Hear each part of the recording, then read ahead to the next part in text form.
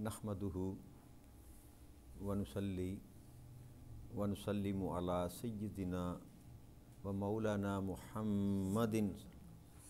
रसूलिहिन नबिय्यिल अमीनिल मकीनिल हनीनिल करीमिर रऊफुर रहीम अम्मा बअद फ़ौज़ु बिल्लाहि मिनश शैतानिर रजीम बिस्मिल्लाहिर रहमानिर रहीम। वाजिबुल एहतराम साथियों, अल्लाह ताला का बेपनाह लुत्फ़ व करम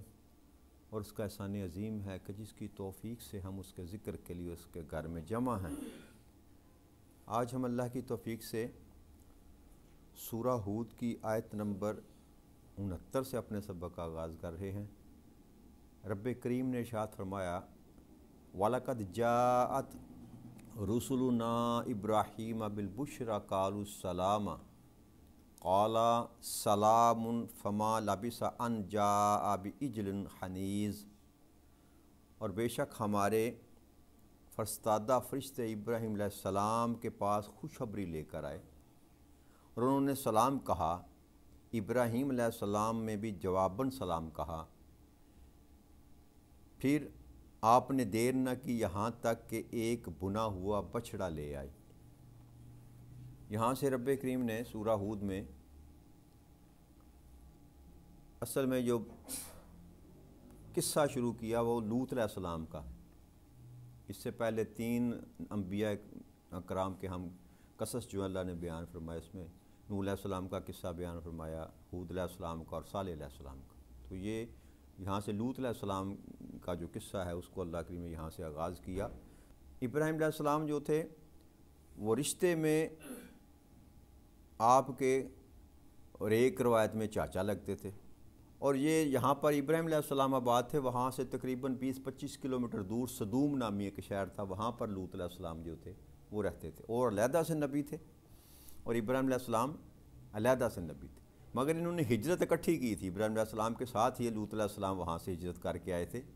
और फिर काफ़ी मुद्दत इब्राहीम अलैहिस्सलाम के साथ ही रहे। मगर फिर अल्लाह करीम की तरफ से उनको भी नबूवत जब से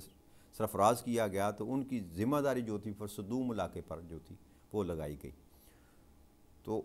उनकी तरफ आते हुए अल्लाह करीम ये फरमा रहा है कि मेरे फरिश्ते जो हैं वो इब्राहीम अलैहिस्सलाम के पास आए, खुशखबरी लेकर आए। इस आयत मुबारका में 2 इंसान की तरबियत के लिए बुनियादी 2 बातें हैं जिस पर थोड़ी सी गुफ्तगू करके फिर हम आगे बढ़ेंगे। पहली बात जो कि अल्लाह करीम ने उन्हें कहा कि उन्होंने आते हुए कहा सलाम, सलाम कहा फरिश्तों ने, और उसके जवाब में इब्राहीम अलैहिस्सलाम ने भी उनको सलाम कहा। तो ये किसी भी मुसलमान का जो बुनियादी हक़ है ना दूसरे मुसलमान पर, उन हकूक़ में से पहला हक़ जो है वो सलाम है कि जब भी कोई मुसलमान किसी मुसलमान के सामने आए तो उस पर ये हक़ है, उसका वाजिब है कि वो उसको अस्सलामु अलैकुम कहे या सलाम अलैकुम कहे। ये दोनों ही तरह से जायज़ है।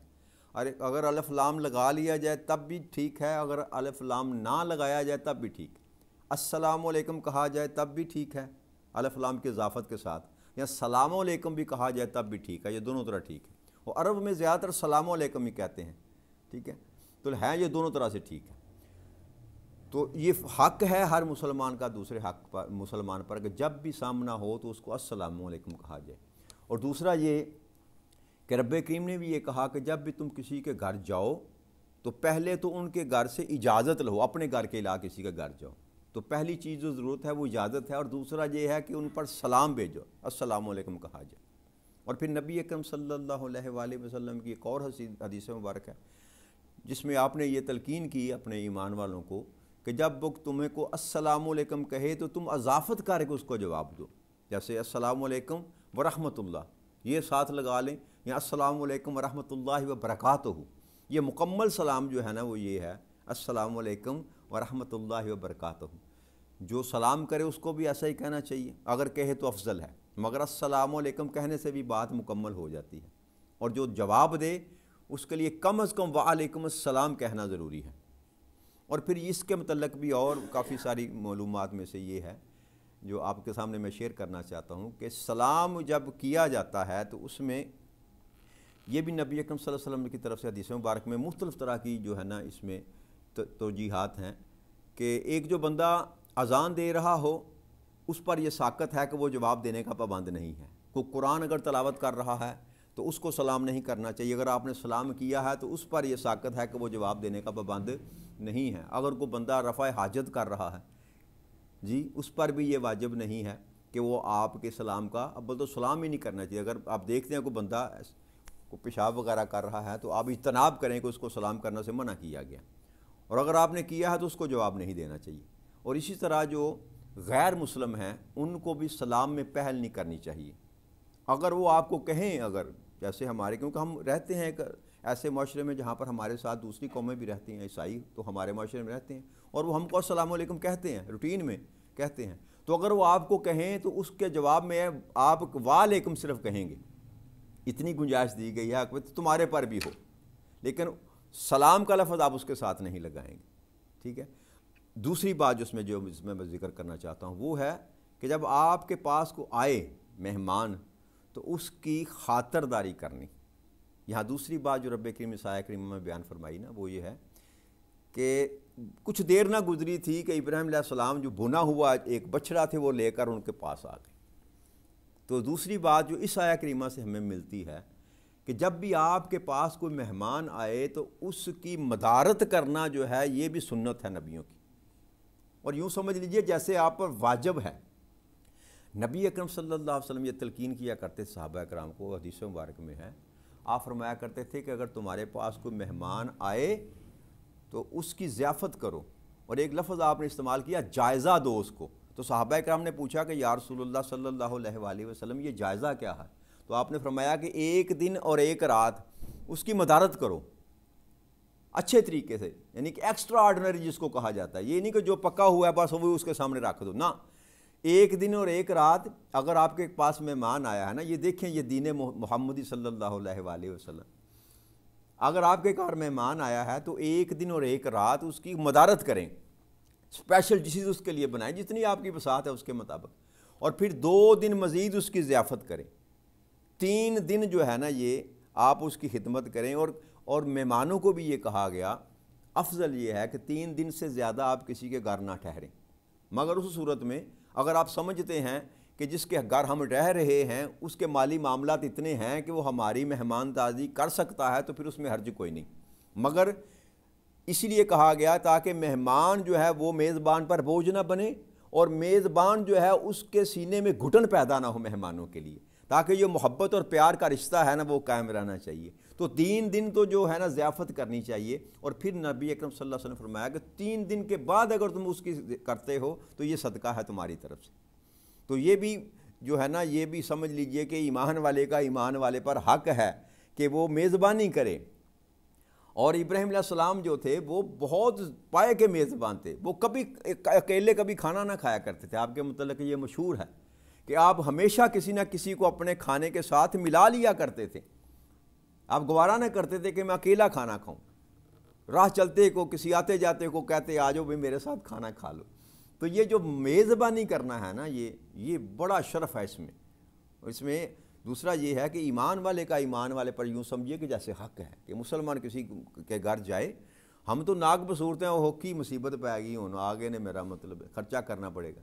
یہ جو انسان کی سوچ ہے نا یہ انسان کی خرابی کا سبب ہے۔ یاد رکھیے گا کہ جب آپ کسی ایمان والے پر خرچ کرتے ہیں تو اللہ کے ہاں جو ہے نا یہ پسندیدہ عمل ہے، تاجدار کائنات صلی اللہ علیہ وسلم کے ہاں پسندیدہ عمل ہے،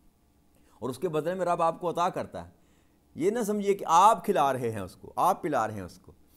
وہی ان کو کھلا پلا رہا ہے جو آپ کو کھلاتا اور پلاتا ہے، لہٰذا دل تنگ نہیں کرنے چاہیے۔ جس دین کے ہم ماننے والے ہیں اس دین نے تو سکھایا ہی ہے۔ اب جب نبی اکرم صلی اللہ علیہ وآلہ وسلم یہ تلقین کر رہے ہیں نا کہ اس کی ضیافت کرو اور اس کی مدارت کرو، تو پھر یہ سمجھ لیجئے کہ یہ دین کا حصہ ہے، مہمان نوازی کرنا یہ دین کا حصہ ہے، لہذا اس کو بھی ہلکا نہیں لینا چاہیے، خوش ہونا چاہیے۔ ہمارے تو پہل تو مشہور تھا، اب تو تھوڑی گھٹن پیدا ہوگی نا ہمارے معاشرے میں، کچھ مادہ پرستی آ گئی، کچھ مالی پریشانیاں آ گئی، تو ہم بوجھ سمجھتے ہیں کہ مہمان آ جائے نا تو یار کیا کریں اب۔ پہلے ہم کہتے تھے کہ مہمان جو ہوتا ہے وہ اللہ کی رحمت ہوتا ہے، ہم تو بچپن سے یہ سنتے آ گئے کہ جو مہمان ہوتا ہے وہ اللہ کی رحمت ہوتا ہے، اور حقیقت میں بھی ایسی ہی بات ہے، وہ اللہ کی رحمت ہوتا ہے۔ اور دوسری بات یہ یاد رکھیے کہ جو بھی کھاتا ہے اس کا رزق جو ہے وہ اللہ کے ذمے ہے، جہاں وہ جاتا ہے رزق اس کا اس کے ساتھ جاتا ہے۔ تو اگر آپ کے گھر میں کوئی آ گیا یا میرے گھر میں آ گیا تو رزق اپنا ساتھ لے کر آیا ہے، مجھے پریشان ہونے کی قطعاً ضرورت نہیں ہے، اور اگر میں اس کی مدارت نہیں کر رہا، اس کی ضیافت نہیں کر رہا، اس کو اچھے طریقے سے اس کی ویلکم اس کو نہیں کر رہا، تو یوں سمجھ لیجئے کہ پھر میں مکمل ایمان والا ہونے کا دعویٰ نہیں کر سکتا۔ تو یہ دو باتیں تھیں، میں نے کہا ضمناً کیونکہ اس آیہ کریمہ میں دونوں باتیں اللہ کریم نے اکٹھی بیان کی، تو میں نے کہا اس پر تھوڑی سی بات کر لی جائے۔ اولا تو سلام کرتے ہوئے بخیل نہیں انسان کو ہونا چاہیے، یہ نہیں دیکھنا چاہیے کہ یہ میرا خیال ہے میرا تعلق والا ہے کہ نہیں ہے، ایمان والا ہے نا۔ پھر اس کا بھی مدارج نبی اکرم صلی اللہ علیہ وسلم فرمائے، آپ نے فرمایا کہ جو سفر کر رہا، چل رہا، سواری پر ہے، وہ پیدل کو سلام کرے، جو پیدل ہے وہ بیٹھے ہوئے کو سلام کرے۔ یہ بھی مدارج بتائے، کیونکہ جو سواری پر ہے وہ اپنے آپ کو افضل سمجھتا ہے نا، اندر ایک ہوتا ہے نا زوم، یہ بھی ختم کی میں جو ہوتی ہے انسان کے اندر، کہ اگر تو گاڑی پہ ہے تو کوئی پیدل جا رہا ہے تو گاڑی والے کو کہا کہ تو سلام کر، یہ افضل ہے۔ لیکن اس سے مراد یہ نہیں ہے کہ آپ کہیں کہ آپ گڈی والا ہی منو سلام کرے گا، اس کا مطلب ہرگز یہ نہیں ہے۔ یہ فضیلت کے باب میں سکھلایا گیا اور تربیت کے باب میں یہ بات بتائی گئی کہ جو اسی طرح چھوٹوں کو کہا گا بڑوں کو سلام کرو، چھوٹے بڑے، یہ مراتب ہے اور یہ فضیلت کے باب میں ساری اور تربیت ہے جو سکھلائی جا رہی ہے۔ لہٰذا ان چیزوں کو ہمیں سیکھنا چاہیے اور سکھلانا چاہیے، یہ دین کا حصہ ہے، اس سے ہی معاشرے میں خوبصورتی پیدا ہوتی ہے۔ آپ اگر کسی کو سلام کرنا صرف شروع کر دینا تو آپ کا تعلق جو ہے اچھا ڈیولپ ہونا شروع ہو جائے گا۔ اگر کسی کا آپ کے متعلق کوئی عناد بھی ہے، بغض بھی ہے، حسد بھی ہے، آپ یہ تجربہ کر کے دیکھ لیں، صبح ہی تجربہ شروع کر دیں،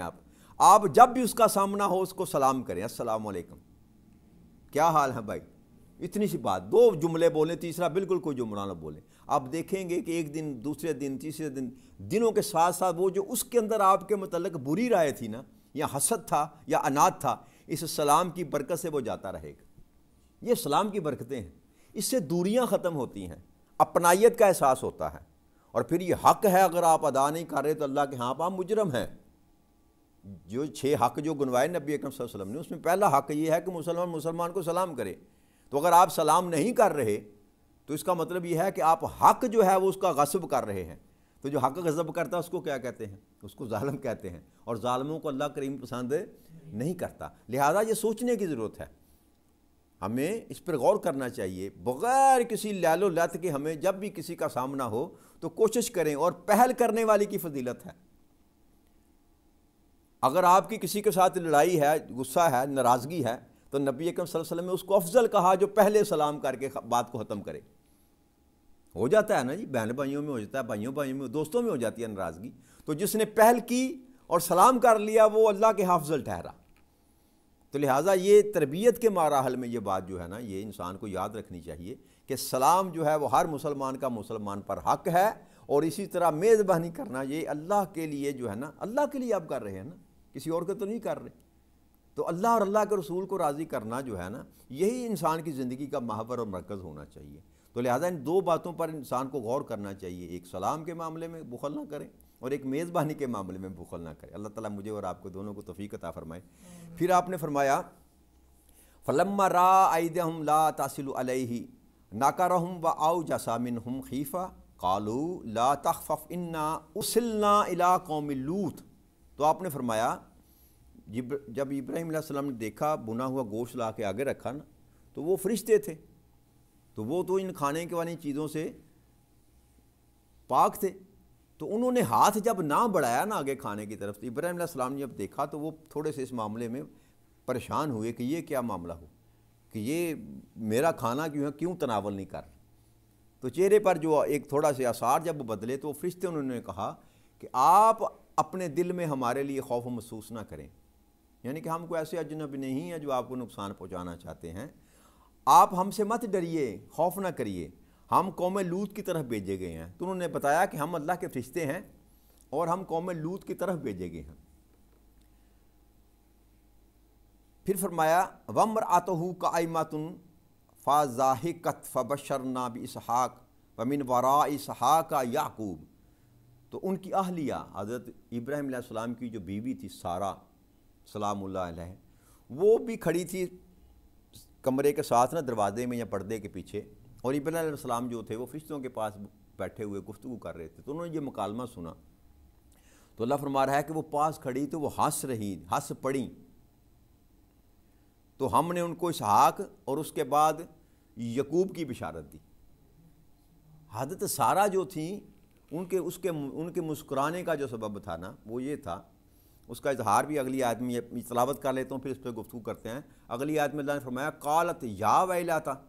الدوانا عجوزم وحاذا بیلی شیخا ان ھذا لشیء عجیب۔ تو وہ کہنے لگی وائے حیرانی، کیا میں بچہ جنوں گی حالانکہ میں بوڑھی ہو چکی ہوں اور میرے یہ شوہر جو ہیں یہ بھی بوڑھے ہیں، بے شک تو بڑی ہی عجیب چیز ہے۔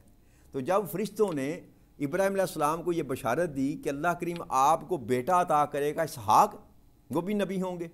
اور پھر اسحاق کو بیٹا عطا کرے گا یعقوب، وہ بھی نبی ہوں گے، یہ بشارت تھی جو فرشتے لے کر آئے تھے۔ تو حضرت سارہ سن رہی تھی تو وہ حیران ہوئی، وہ کہنے لگی کہ یہ کیسے ممکن ہے؟ 90 سال ان کی عمر تھی، کتب میں آتا ہے حضرت سارہ کی عمر 90 سال تھی اور بانجھ ہو چکی تھی۔ 90 سال کی عمر جو ہوتی ہے اس میں، اور ابراہیم علیہ السلام کی عمر 100 سال تھی۔ تو انہوں نے اس پر حیران کی کہ یہ کیسے ہو سکتا ہے، میں بھی بوڑھی ہو چکی، بانجھ ہو چکی، اور ابراہیم علیہ السلام وہ بھی بوڑھے ہو چکے، یہ کتنی عجیب بات ہے کہ میں اب بچہ جنوں گی۔ یہ سبب تھا کہ حضرت سارہ جو تھی اس بات پر مسکرائیں، اس بات پر وہ ہنسی کہ یہ کیوں کر ممکن ہے کہ میں اس اپنا حالت میں بچہ جنوں گی۔ تو اس کا جواب انہوں نے فرشتوں نے یہ دیا قالوا اتعجبین من امر اللہ رحمت اللہ وبرکاتہ علیکم اہل البیت انہ حمید مجید۔ تو فرشتوں نے کہا کہ کیا تم اللہ کے حکم پر تعجب کر رہی ہو؟ اے گھر والو، تم پر اللہ کی رحمت اور اس کی برکتیں ہیں، بے شک وہ قابل ستائش اور بزرگی والا۔ تو فرشتوں نے اس کا جواب دیا کہ آپ اللہ کے امر پر تعجب کر رہی ہیں، یعنی کہ وہ رب ہے، وہ مالک ہے، وہ خالق ہے۔ یہ تعجب کرنا کہ بوڑھی عمر میں وہ تجھ کو بچہ عطا کرے گا، وہ رب وہ ہے جس نے بغیر ماں باپ کے آدم کو پیدا کیا، اور وہ رب وہ ہے جو بغیر باپ کے عیسیٰ کو پیدا کر سکتا ہے۔ تو یہ حیرانگی جو تعجب تھی وہ ان کی بطور انسانیت بشری تقاضے کے طور پر وہ ظاہر کو دیکھ کر وہ تعجب انہوں نے کیا کہ یہ کیوں کر ممکن ہے کہ 90 سال کی عمر میں بیٹا پیدا کروں گی۔ مگر جب انہوں نے جواب دیا کہ تم اس بات پر تعجب کر رہی ہو، تم یہ نہیں جانتے کہ اللہ کی طرف سے تم پر رحمت ہے اور برکت ہے، اور وہ بڑی بزرگی والا ہے جس کی طرف سے یہ امر نازل ہوا ہے۔ فلما ذهب عن ابراہیم الرؤ وجاءت البشرى یجادلنا فی قوم لوط۔ پھر جب ابراہیم علیہ السلام سے خوف جاتا رہا اور ان کے پاس بشارت آ چکی تو ہمارے فرشتوں کے ساتھ قوم لوط کے بارے میں جھگڑنے لگے۔ تو اب جب فرشتوں نے یہ بات بتا دی کہ ہم جو ہیں وہ لوط علیہ السلام کی طرف آئے ہیں اور ان کی قوم کی طرف اللہ نے ہمیں عذاب کے لیے بھیجا ہے، تو اللہ کی ارشاد فرما رہا ہے کہ جب یہ بات کی گئی تو ابراہیم علیہ السلام جو تھے وہ فرشتوں کے ساتھ انہوں نے مجادلہ شروع کر دیا۔ مجادلے سے مراد ہوتا ہے، اصل مجادلہ کا معنی تو جھگڑا ہوتا ہے، لڑائی جھگڑا، مگر یہ کہ انہوں نے ان کے ساتھ گفتگو شروع کر دی کہ لوط علیہ السلام کی طرف تم عذاب کے لیے جا رہے ہو، تو کیا یہ ٹل نہیں سکتا، یہ رک نہیں سکتا؟ کتب میں کئی اس کے بیان آئے ہیں، اس میں سے ابراہیم علیہ السلام نے ان کے متعلق یہ پوچھا فرشتوں سے کہ کیا اگر کسی جگہ پر 100 مسلمان ہوں تو پھر آپ ان پر عذاب نازل کریں گے؟ تو فرشتوں نے کہا نہیں، پھر فرمایا 90 ہوں، فرمایا نہیں، پھر فرمایا 70 ہوں، اسی طرح کرتے کرتے فرمایا کہ اگر کہیں ایک مسلمان بھی یہ بات ہو تو کیا اس پر عذاب آئے گا؟ تو فرشتوں نے کہا نہیں، ہم ان کو بچا لیں گے۔ تو ابراہیم علیہ السلام کا جو یہ کہنا تھا نا، جو کرنا تھا ان کے ساتھ جو گفتگو کرنی تھی، وہ اس سبب سے تھی کہ وہ چاہتے تھے کہ اگر اللہ چاہے تو ان سے یہ عذاب جو ہے وہ ٹال جائے، ٹھیک ہے۔ اس کی آگے اللہ کریم نے اسی آیت کے آگے خود ہی رب کریم اس کی وجہ بیان کر دی کہ ابراہیم علیہ السلام یہ کیوں مجادلہ کر رہے تھے فرشتوں کے ساتھ۔ فرمایا انہ ابراہیم لحیم و آوہ منیب۔ ابراہیم علیہ السلام جو بڑے حلیم طبیعت کے مالک تھے اور آہوزاری کرنے والے اور ہماری طرف رجوع کرنے والے، یعنی کہ بڑی حلیم طبع کے، ان کو غصہ نہیں آتا تھا، کسی پر ناراض نہ ہوتے تھے، اور اپنے اس حلم کی وجہ سے جب ان کو یہ بتایا گیا کہ لوط علیہ السلام کی قوم پر عذاب آئے گا تو اس وجہ سے انہوں نے فرشتوں کے ساتھ یہ مکالمہ کیا۔ اس کا ہرگز مطلب یہ نہ تھا کہ اللہ کی طرف سے امر تھا وہ اس میں مزاحمت کر رہے تھے، بس وہ کلام کر رہے تھے کہ کسی طریقے کو ایسا معاملہ ہو جائے کہ یہ یا مؤخر کر دیا جائے یا ٹال جائے ان کا عذاب جو، اس وجہ سے۔ تو اللہ نے فرمایا کیونکہ وہ متحمل مزاج تھے اور میری بارگاہ میں آہوزاری کرنے والے تھے اور ہر حال میں میری طرف رجوع کرنے والے، طبیعتاً ابراہیم علیہ السلام جو تھے نا وہ حلیم طبع آدمی تھے، اس لیے انہوں نے فرشتوں کے ساتھ اس معاملے میں مجادلہ کیا۔ مگر فرشتوں نے جب یہ کہا کہ یا ابراہیم آرد عن ھذا انہ قد جاء امر ربک وانہم آتیہم عذاب غیر مردود، کہ اے ابراہیم اس بات سے درگزر کیجئے، کیوں؟ بے شک اب تو آپ کے رب کا حکم آ پہنچا ہے اور انہیں عذاب پہنچنے ہی والا ہے جو پلٹایا نہیں جا سکتا۔ تو یہ جب گفتگو ساری کرتے رہے ابراہیم علیہ السلام، تو فرشتوں نے پھر کہا کہ اے ابراہیم اس بات کو اب درگزر کیجئے، جانے دیجئے اس بات کو، اب اس پر ہمارے ساتھ بحث نہ کیجئے، تکرار نہ کیجئے، کیوں کہ بے شک آپ کے رب کا حکم جو ہے یعنی کہ عذاب جو ہے وہ تو اب آ چکا، اور اب یہ کسی شکل بھی ٹلنے والا نہیں ہے، کسی طور بھی یہ ٹلنے والا نہیں ہے۔ تو اس سے آگے پھر اللہ کی ارشاد فرما رہا ہے وَلَمَّا جَاءَتْ رُسُلُنَا لُوطًا سِیئَا بِهِمْ وَضَاقَ بِهِمْ زَرْعًا وَقَالَ هَٰذَا يَوْمٌ عَصِیبٌ۔ تو وہاں سے ابراہیم علیہ السلام سے نکل کر یہ فرشتے جب لوط علیہ السلام کے پاس آئے تو وہ ان کو دیکھ کر پریشان ہوئے، اور وہ فرشتے جو تھے وہ بڑے خوبصورت نوجوانوں کی شکل میں جو تھے وہ لوط علیہ السلام کے پاس آئے، تو ان کو دیکھ کر وہ پریشان ہوئے اور ان کے باعث ان کی طاقت کمزور پڑ گئی اور کہنے لگے کہ یہ بہت سخت دن ہے، یہ بہت سخت دن ہے۔ وہ لوط علیہ السلام کی جو قوم تھی نا، اس قوم میں جو بیماری تھی وہ اغلام بازی میں یعنی کہ ہم جنس پرستی کا وہ شکار تھے، یعنی کہ مرد کا مرد کے ساتھ جو ہے نا جنسی تعلق پیدا کرنا، یہ لوط علیہ السلام کی جو قوم تھی نا یہ ان کے اندر یہ ایپ پایا جاتا تھا۔ تو جب وہ فرشتے جو تھے اللہ کی طرف سے خوب روح جوان بنا کر بھیجے گئے، تو جب ان کو دیکھا تو وہ لوط علیہ السلام کے پاس آئے تو ان کو دیکھ کر وہ پریشان ہو گئے، تو کہنے لگے کہ ان کے ذہن میں یہی خیال تھا نا کہ اب ان کی میں حفاظت کیسے کروں گا، ان کو اپنی اس بدبخت قوم سے کیسے بچاؤں گا، کیونکہ وہ بڑے خوبصورت اور نوجوان جو ہے نا بن کر لوط علیہ السلام کے سامنے آئے۔ وَجَاءَهُ قَوْمُهُ يُخْرَعُونَ عَلَيْهِ مِن قَبْلُ كَانُوا يَعْمَلُونَ السَّيِّئَاتِ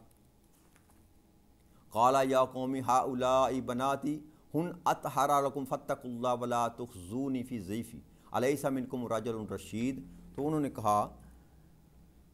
وہ کہتے ہیں کہ وہ سو وہی ہوا جس کا انہیں اندیشہ تھا، اور لوط کی قوم ان کے پاس دوڑتی ہوئی آ گئی، وہ پہلے ہی برے کام کیا کرتے تھے۔ تو وہی اندیشہ جو ان کو تھا کہ ان کو اگر پتہ چل گیا کہ میرے گھر میں یہ نوجوان جو ہیں یہ مہمان بن کے آئے ہیں، تو یہ جو میری قوم کے لوگ ہیں یہ تو پیچھے پڑ جائیں گے۔ اور پھر یہ روایت میں آتا ہے کہ یہ لوط علیہ السلام کی جو بیوی تھی نا وہ بھی ان کفار کے ساتھ تھی، انہی کے قبیلوں میں سے، انہی کے خاندانوں میں سے تھی،